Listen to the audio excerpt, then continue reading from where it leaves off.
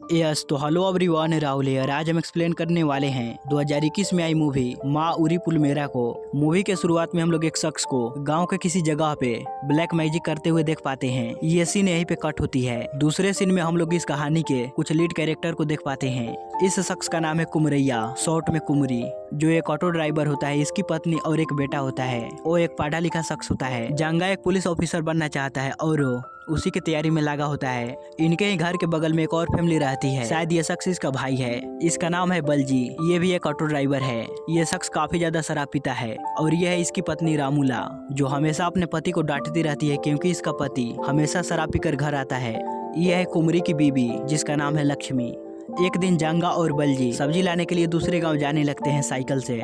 तभी इन्हें रास्ते के बीच ब्लैक मैजिक का सामान नजर आता है, यानी कि नजर वजर उतार कर कहीं पे फेंक दिया जाता है, वैसा ही कुछ। इस गांव में पहले से ही एक अफवाह फैली हुई है कि यहाँ पे ब्लैक मैजिक बहुत ही ज्यादा होती है। बलजी इस बात को 100% मानता है, लेकिन जंगा पढ़ा लिखा शख्स होता है। वो इन सब बातों पे यकीन नहीं करता, भरोसा नहीं करता।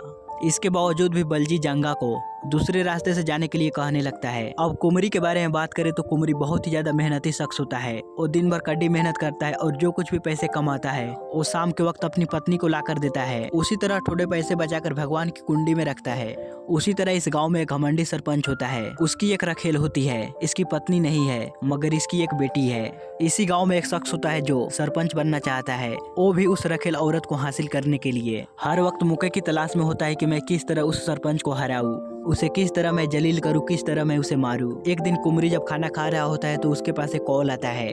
कुमरी घबराते हुए उस खाने को छोड़कर अपने घर से बाहर जाने लगता है। इसकी पत्नी पूछती है कि तुम कहाँ जा रहे हो, लेकिन वो अपनी पत्नी लक्ष्मी को कुछ भी जवाब नहीं देता। कुमरी सीधा पुलिस स्टेशन जाता है, जहाँ पर इसके मामा और उसकी बेटी बैठी होती है। बात यह है कि ये लड़की गाँव में नई है, पढ़ी लिखी है और एक शख्स इसे अचानक से आकर ठोक दिया और उल्टा ही वो इन्हें सुनाने लगा। इस बात की कंप्लेन लिखवाने के लिए ये पुलिस स्टेशन आई है। जब कुमरी इंस्पेक्टर के पास आता है तो वो इंस्पेक्टर कुमरी को घेच कर चमाट लगाता है। कुमरी रोते हुए कहता है कि सर इन्हें माफ कर दीजिए, ये गांव में नहीं है ना, वो यहाँ की कल्चर को नहीं जानती। यानी कि कुमरी के लोग कुछ नीच जाति के होते हैं। कुमरी का दिल इतना ज्यादा साफ होता है ना, वो खुद को मुश्किल में डालकर दूसरों को बचाता है। उसी रात बलजी शराब पीने के लिए शराब के ठेके पे जाता है। ये शराब का आदी होता है। ये काफी मात्रा में शराब पीता है। शराब के नशे में धुत बलजी सरपंच के आदमी को हाथ लगाता है बिना सोचे समझे। जिसके बाद होना क्या था, अगले दिन सरपंच कुमरी को अपने घर बुलवाता है। कुमरी अपना चप्पल बगल में रखकर सरपंच के पास जाता है। उसे रिक्वेस्ट करने लगता है कि बलजी ऐसा नशे की हालत में किया होगा, प्लीज आप उसे छोड़ दीजिए,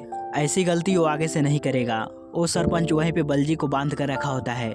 थोड़ी देर के बाद वहाँ पे बलजी की पत्नी रामूला आती है। वो भी सरपंच से रिक्वेस्ट करने लगती है कि आप मेरे पति को छोड़ दो। सरपंच की पहले से ही नजर रामूला पे होती है। सरपंच कहता है मैं तुम्हारे पति को छोड़ दूंगा, तुझे देखकर, तेरे चेहरे को देखकर। जाओ ले जाओ अपने पति को। जब रामूला अपने पति के पास जा रही होती है हाथ खोलने के लिए, तो सरपंच रामूला को कहता है कि तुम्हारे पति को मारते वक्त मेरा घर गंदा हो गया है, जाते वक्त इसे साफ कर देना।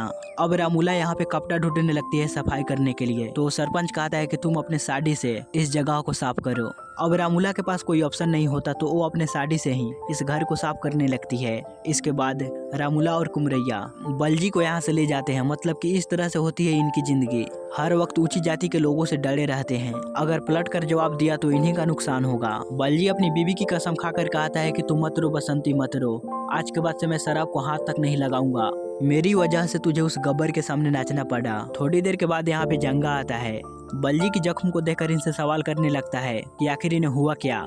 तभी जंगा की भाभी लक्ष्मी जंगा को सच नहीं बताती। वो कहती है अरे कुछ नहीं, बलजी कहीं पे गिर गया, इसी वजह से उन्हें चोट आई है।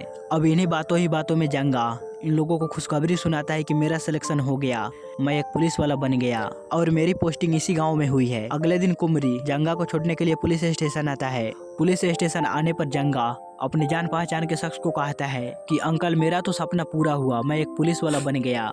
मेरा तो एक ही सपना है कि मैं किसी केस को अच्छे ढंग से इन्वेस्टिगेशन करूं, इसीलिए मैं एक पुलिस वाला बना। और इंस्पेक्टर जंगा को अपने पास बुलाकर कहता है कि जाओ मार्केट से कुछ सब्जियां खरीद कर मेरे घर पहुंचा देना। ये सुनकर जंगा बहुत ही ज्यादा दुखी होता है। जंगा ने सोचा कि मुझे अच्छे केस मिलेंगे, मैं उसे सॉल्व करूंगा, मगर उसे ऐसे काम करने पड़ रहे हैं। जंगा जब मार्केट से सब्जी खरीद कर जा रहा होता है तभी उसके पास उसके अंकल फोन करते हैं। कहते हैं कि जंगा तुम मेरी बात ध्यान से सुनो, कुमरी के जान को खतरा है, उसके ग्रहण ठीक नहीं लग रहे, उसका तुम ध्यान रखना। वहीं दूसरी तरफ गांव का सरपंच शहर से वापस अपने गांव लौट रहा होता है तो इसकी कार की एक्सीडेंट हो जाती है और ये मर जाता है। ये खबर सुनकर बलजी काफी ज्यादा खुश होता है। बलजी दौड़ते हुए कुमरी के पास आता है, उसे ये खुशखबरी सुनाता है। कुमरी बहुत ही ज्यादा साफ दिल का होता है, ये अपने दुश्मन की मौत पर भी खुशी नहीं मनाता। कुमरी जंगा और बलजी से कहता है, तुम तो सरपंच के बारे में सोच रहे हो, मैं तो उसकी बेटी के बारे में सोच रहा हूँ कि सरपंच के जाने के बाद अब उसका क्या होगा। एक दिन जंगा जब पुलिस स्टेशन में होता है तो इसकी भाभी इसके पास कॉल करे इसे घर बुलाती है। घर आने पे इसकी भाभी इसे बताती है कि कल रात से कुमरी वापस घर नहीं आया। ये बातें सुनकर जंगा को अपने अंकल की बातें याद आती है। वो तुरंत ही अपने भाई को ढूंढने में लग जाता है। इसी दौरान जंगा और बलजी कब्रिस्तान के पास आते हैं। इस कब्रिस्तान में इन्हें 2 कंकाल नजर आते हैं, वो भी जले हुए। इसके बाद होना क्या था, ये बातें पुलिस वालों को मालूम पड़ती है, मीडिया वालों को मालूम पड़ती है कि जंगा के गांव में ये अफवाह है कि वहाँ ब्लैक मैजिक होता है और उसी तरह हो सकता है कि वो दूसरा कंकाल कुमरी का ही हो। कुमरी ने शायद किसी को मार दिया हो। इसके बाद कहानी 1 हफ्ते पीछे शिफ्ट होती है, यानी कि कुमरैया के मरने से 1 हफ्ते पहले। यहाँ पे हम लोगों को सामने एक कपल का इंट्रोडक्शन होता है। इस लड़की का नाम है कविता। कविता 5 महीनों का प्रेग्नेंट है। कविता का पति उसके बहुत ही अच्छे से ध्यान रखता है, उसकी सेवा करता है। इसी दौरान कविता की एक दिन अचानक से तबीयत बिगड़ जाती है तो कविता का हस्बैंड उसे हॉस्पिटल ले जाता है। कविता का अच्छे से चेकअप करने के बाद वो डॉक्टर कविता के घर वालों को बताता है कि कविता का मिसकैरेज हो गया है। उसी तरह ये डॉक्टर ये ऑब्जर्व करता है कि कविता के शरीर पे काफी सारे रैसेस है। डॉक्टर को समझ नहीं आता कि आखिर कविता को क्या बीमारी है। इसके बाद कविता का बड़ा भाई जिसका नाम होता है रमेश और कविता का पति एक स्वामी जी के पास जाते हैं। इनकी सारी बातें सुनने के बाद स्वामी जी इन्हें बताते हैं कि कविता पे किसी ने ब्लैक मैजिक किया है, यानी कि बहुत ही खतरनाक काला जादू। इस जादू का इस्तेमाल लोगों को मारने के लिए किया जाता है। तभी हॉस्पिटल से खबर आती है कि कविता मर गई। ये खबर सुनने के बाद स्वामी जी रमेश को साइड में बुलाकर उसे कहते हैं, देखो रमेश, इस काला जादू में 4 स्टेप होते हैं। पहला स्टेप की विक्टिम को मारना है और लास्ट स्टेप ये है कि उसे खुद अपनी जान को बचाना होगा जिसने ये काला जादू किया है, वरना ये ब्लैक मैजिक उल्टा ही पड़ सकता है। अपनी जान को बचाने के लिए ये काला जादू मरने वाले के कब्र के पास करना चाहिए, तभी उसकी जान बचेगी। जब तुम लोग कविता की डेथ बॉडी को जला दोगे तो उसके आसपास ऑब्जर्व करना, क्या कोई वहाँ आता है, पूजा पाठ करता है। अगर ऐसा किसी ने करता है तो उसी ने ये ब्लैक मैजिक किया है। अब कविता के परिवार वाले सब कविता की अंतिम संस्कार करते हैं। अब उसी कब्रिस्तान में लाशों को, यानी कि चिता को अग्नि देने वाला मली नाम का शख्स होता है। रमेश उसे पैसे देकर कहता है कि मली, हम इस गली के आखिर में बैठे रहेंगे। हमारे जाने के बाद अगर कोई कविता के कब्र के आसपास आया तो तुम मेरे पास कॉल करना या फिर मैसेज करना। उसी रात 7:45 पे हर दिन की तरह वो खाना वगैरह खाता है और हल्का होने के लिए खेतों में जाता है। उसी रास्ते में कुमरी मली को हर रोज हाय हेलो बोलते रहता है। हर दिन की तरह मली कुमरी के पास आता है, उसे हाल चाल पूछता है और मरने वाला का नाम पूछता है। अपने जेब से सिगरेट निकालकर मली से माचिस मांगने लगता है। इसी बातों ही बातों में रमेश यहाँ चला आता है। वो मली को कहता है कि पकड़ो साले को। मली फौरन कुमरी को दबोच लेता है। अब कुमरी को कुछ भी मालूम नहीं पड़ता कि आखिर मली मुझे क्यों पकड़ रहा है और वो शख्स कौन है। रमेश कुमरी के पास आकर इसके ऊपर पेट्रोल छिड़कने लगता है। इनके बीच हाथापाई और मारपीट स्टार्ट हो जाती है। मली ये सब कुछ देखकर काफी ज्यादा डर जाता है।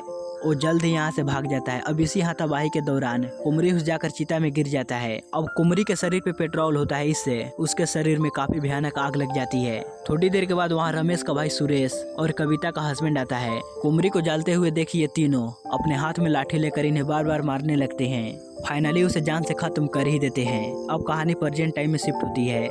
अब कुमरी की न्यूज चारों तरफ फैल चुकी होती है। उस गांव में एक बड़ा सा हंगामा खड़ा हो गया होता है। वो इंस्पेक्टर कुमरी के फैमिली मेंबर और रमेश को बुलाकर समझौता करने लगता है।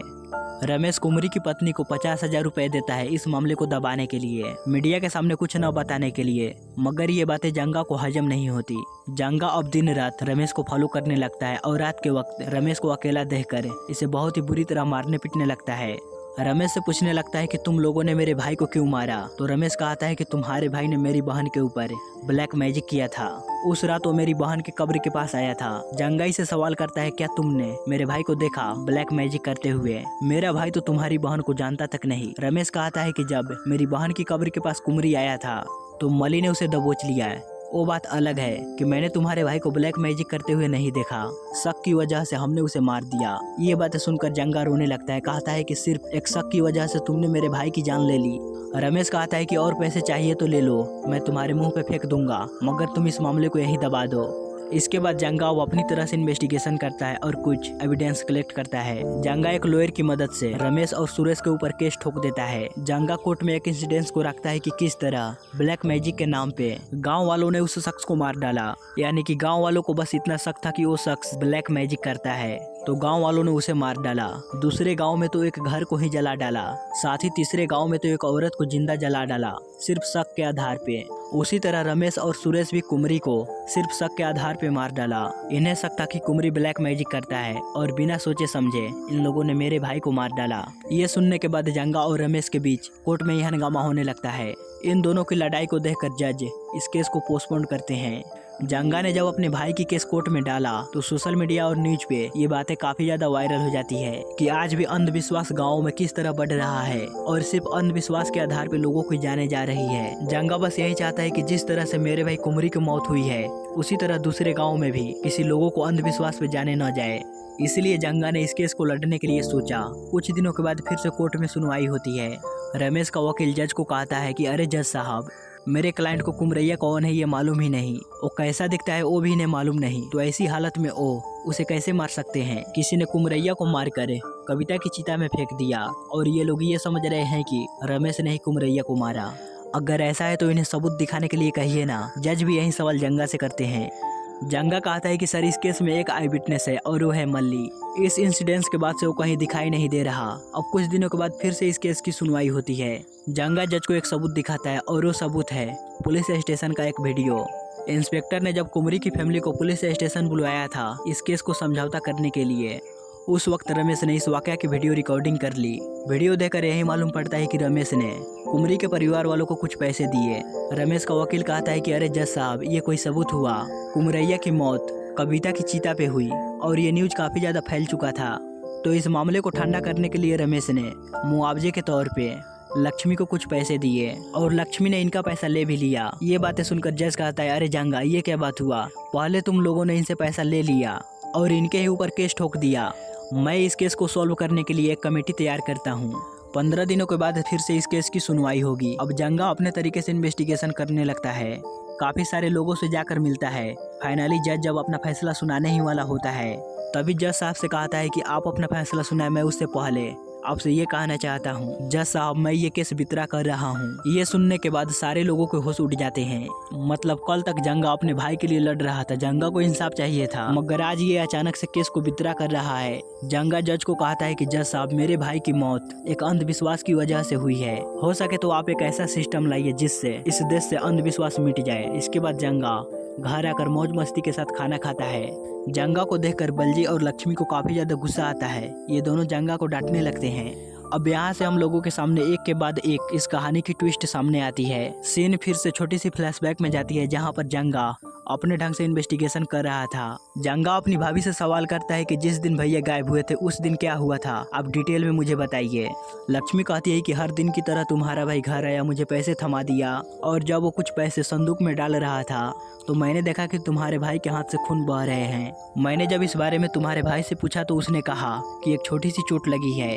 जंगा जब उस ऑटो को अच्छे ढंग से इन्वेस्टिगेशन करता है तो उसमें कुछ खून के धब्बे मिलते हैं। जंगा इस ब्लड सैंपल को ले लेता है और किसी हॉस्पिटल में जाकर चेक करवाता है। रिजल्ट आने के बाद जंगा को ये बातें मालूम पड़ती है कि ये ब्लड किसी आदमी का नहीं, एक गाय के बच्चे का है। इसके बाद जंगा कविता की तस्वीर को लेकर एक स्वामी जी के पास जाता है। यानी कि कविता की बॉडी पे रेसेस होता है ना, कुछ सिस्टम जैसे कि आंखों का लाल होना। इसे देखकर स्वामी जी कहते हैं कि किसी ने इस लड़की के ऊपर रेणुका अवतार किया है, ये बहुत ही खतरनाक ब्लैक मैजिक है। जंगा स्वामी जी से पूछता है कि इस मैजिक को करने के लिए क्या क्या चीजें चाहिए, तो स्वामी जी बताते हैं कि विक्टिम के हेयर, उसके कपड़े और विक्टिम के पैर के मिट्टी होना चाहिए। इन तीनों को मिलाकर एक डॉल बनाते हैं और इस डॉल को एक अंतरी के ऊपर रखते हैं। वो अंतरी नवजात शिशु का होना चाहिए। रात के अंधेरे में बैठकर इस ब्लैक मैजिक को किया जाता है। मूवी के स्टार्टिंग में हम लोगों ने इसी सीन को देखा था, याद है ना गाइज? और उस वक्त इस ब्लैक मैजिक को करने वाला कोई और नहीं कुमरैया होता है। एक दिन कुमरी ने एक प्रेग्नेंट औरत की मदद की थी, उसे अपने ऑटो में बैठाकर हॉस्पिटल पहुंचाया। उसी बहाने से एक औरत को पैसे देकर नवजात शिशु का अंतरी को हासिल कर लिया। इसके बाद कुमरी ने एक गाय के बछड़े को बलि दिया। इस तरह से स्वामी जी जंगा को बता रहे होते हैं। यहाँ पे पहला स्टेप खत्म होता है। जब विक्टिम मर जाता है तो वहाँ से दूसरा स्टेप शुरू होता है। दूसरा स्टेप अपने आप को बचाने के लिए होता है और ये ब्लैक मैजिक विक्टिम के चिता के आसपास होनी चाहिए। जब विक्टिम की लाश जल रही होती है उसी वक्त ये प्रक्रिया करनी चाहिए, और वो भी निर्वस्त्र होकर, तब जाकर जिसने ब्लैक मैजिक किया है उसकी जान बच सकती है। ये होने के बाद 10 दिनों तक परहेज करना चाहिए, जैसे कि अपनी पत्नी के साथ कांड नहीं करना चाहिए, हमेशा हरे नींबू अपने दरवाजे पे लटकाना चाहिए, और भी सारे रूल हैं। इस तरह से जंगा ये सारी बातें बलजी और लक्ष्मी को बताता है। इसके बाद हम लोगों के सामने एक और कहानी आती है। सीन फिर से फ्लैशबैक में जाती है। जब कुमरैया खाना वगैरह खाने के बाद वो अपने ऑटो में जाता है तो वहाँ पे कुछ सामग्री रखी होती है। वो सामग्री ले लेता है और कविता के चीता के पास ले जाकर फेंक देता है। इसके बाद कुमरैया मली के पास आकर कहता है कि मली, मुझे तुम्हारी एक छोटी सी मदद चाहिए। आधे घंटे तक नजर रखना कि कोई भी इस एरिया में न आए, मुझे एक काम है, मैं तुम्हें बहुत सारा पैसा दूंगा। पैसे की लालच में मली इस बात को मान लेता है। इसके बाद कुमरैया नंगा होकर कविता की चिता के पास ब्लैक मैजिक करने लगता है। इस वाकया को देखकर तो मली के होश उड़ जाते हैं। वहाँ चुपके से इस वाकया की वीडियो बनाता है, फोटोज खींचता है। अब पहले से ही रमेश ने मली को ढेर सारे पैसे दे दिया था और कहा था कि कोई भी यहाँ आए तो तुम मुझे मैसेज या फिर कॉल करना। तो मली डरते डरते रमेश के पास मैसेज कर ही देता है। ये मैसेज देखते ही तुरंत रमेश वहाँ पहुँचता है। वहाँ आते ही कुमरैया के ऊपर पेट्रोल डालता है और इनके बीच हाथापाई होने लगती है। इसी हाथापाई के दौरान कुमरैया कविता की चिता में गिर जाता है और उसके शरीर में आग लग जाती है। जंगा यही सारी वाकया बलजी और लक्ष्मी को बता रहा होता है, लेकिन ये दोनों जंगा की बात पे यकीन नहीं करते। जब जंगा इस केस का इन्वेस्टिगेशन कर रहा था तो जंगा को उसी कब्रिस्तान में मल्ली का फोन मिला था, यानी कि हाथापाई के दौरान मल्ली अपने फोन को वहीं फेंक कर भाग गया था। जंगा पहले इस फोन का रिपेयरिंग करवाता है, उसके बाद वो इस फोन में देखता है कि मेरा भाई कुमरैया कविता की चिता के पास बैठकर ब्लैक मैजिक कर रहा है। यही वीडियो वो बलजी और लक्ष्मी को दिखाता है। इसके बाद जंगा इन दोनों को अपने भाई की बचपन की कहानी को सुनाता है कि बचपन से कुमरैया इस गांव में नहीं था, वो अपने अंकल के गांव में था। बचपन से ही कुमरैया कविता को जानता था। कुमरी कविता से प्यार करने लगा और कविता कुमरी से प्यार करने की नाटक की। जब ये दोनों किसी जगह पे मिल रहे थे तो कविता के एक फैमिली मेंबर इन दोनों को साथ में देख लिए। कविता कहने लगती है कि कुमरी ने ही मुझे यहाँ पे बुलाया। अब कविता के परिवार वाले सब उच्च जाति से थे। कुमरी को बहुत ही ज्यादा मारे पीटे, इसे स्कूल से भी बाहर निकाल दिए। जब कुमरी डिप्रेस होकर बैठा था तो इसके पास इसके अंकल आते हैं और कुमरी को ब्लैक मैजिक सिखाते हैं, क्योंकि कुमरी के अंकल को ब्लैक मैजिक आती है। अब इतने सालों के बाद कुमरी ने कविता को उसके पति के साथ देखा, इतना खुश। उसी तरह कविता प्रेग्नेंट भी थी। कविता को इतना ज्यादा खुश देख कुमरी को रहा नहीं गया, उसे अपने बचपन का प्यार याद आ गया। इसके बाद कुमरी कविता के कुछ सामानों को इकट्ठा किया और ब्लैक मैजिक कर उसे जान से खत्म ही कर दिया। जंगा कहता है कि कुमरी ने सिर्फ कविता को ही नहीं मारा, इस गांव में जो जो वाकया घटी उन सब के पीछे कुमरी का ही हाथ था। जैसे उस सरपंच को मर जाना, कुमरी के परिवार वालों पे जिन जिन ने उंगली उठाई उनका वही हाल हुआ, यानी कि उसने ब्लैक मैजिक किया और उन सबको खत्म कर दिया। यहाँ पे इस कहानी में एक और ट्विस्ट ये है कि कुमरैया अभी मारा नहीं, जिंदा है। उस रात हाथापाई के दौरान कुमरी नहीं बल्कि मली चिता में गिर गया था और सारे लोगों की नजरों से बचकर कुमरी यहाँ से भाग निकला। रमेश और उसके भाई को लग रहा था कि जलने वाला कुमरी ही है, इसलिए वो लोग मली को मार मार कर उसे जलाकर मार ही डाले। जब जंगा कब्रिस्तान में इन्वेस्टिगेशन किया तो उसे एक दांत मिला। जब वहाँ उस दांत का चेकअप करवाया तो उसे मालूम पड़ा कि ये दांत मली का है। जंगा अब एक पुलिस वाला है और सिस्टम रूल सबके लिए बराबर। जंगा इसीलिए पुलिस वाला बना ताकि ये हर एक गुनहगार को सजा दिलवाए। जंगा अपने भाई कुमरी को ढूंढने के लिए घर से बाहर जाता है। इसके बाद कहानी कुछ महीनों आगे शिफ्ट होती है केरला में, जहाँ पर हम लोग कुमरी को देख पाते हैं। वो एक होटल में काम करता है, या फिर ये होटल ही इसका है। और यहाँ पर हम लोग कुमरी के साथ साथ कविता को भी देख पाते हैं। और इसी टगडे सस्पेंस के साथ ये मूवी यहीं पे खत्म होती है। सो गाइज, हाल ही में इस मूवी का पार्ट 2 भी रिलीज हुआ है। गाइज, अगर आप लोग इस मूवी का पार्ट 2 भी देखना चाहते हैं तो प्लीज कमेंट सेक्शन में कमेंट कीजिए पार्ट 2। इस मूवी को देखने के बाद हमारे मन में बहुत सारे सवाल उठते हैं कि कुमरी के साथ कविता कैसे आई केरला। उस दिन जंगा अपने भाई को पकड़ने के लिए घर से बाहर गया था, तो उसका क्या हुआ? क्या कुमरी के साथ जंगा भी मिला हुआ है? उसी तरह चिता में जलने वाली कविता नहीं थी तो कौन थी? क्या सच में कुमरैया ब्लैक मैजिक कर रहा था? ब्लैक मैजिक की वजह से गांव में काफी सारे लोग मारे गए।